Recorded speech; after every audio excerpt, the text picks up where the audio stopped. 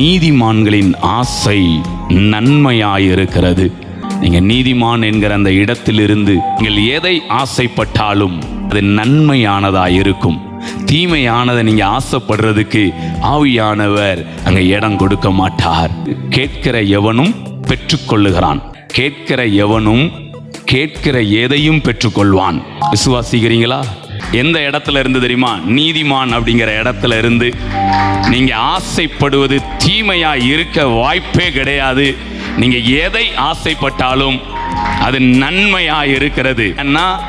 அந்த நீதிமான் அப்படிங்கிற அந்த கான்செப்ட் உங்களுக்குள்ள வைத்திருக்கிறார். துன்மார்க்கனால எதையுமே நன்மைக்கு ஏதுவானதை யோசிக்க முடியாது. நீதிமானால தீமைக்கு ஏதுவானதை அவனால யோசிக்கவே முடியாது. அவன் சிந்தையில கூட தீமையான காரியங்கள் என்ன செய்யாது, வராது. ஸோ இதுல நீங்க ஸ்ட்ராங்கா இருங்க. ஆண்டவர் தொடர்ந்து நன்மையாய் எல்லா காரியங்களையும் நடத்துவார்.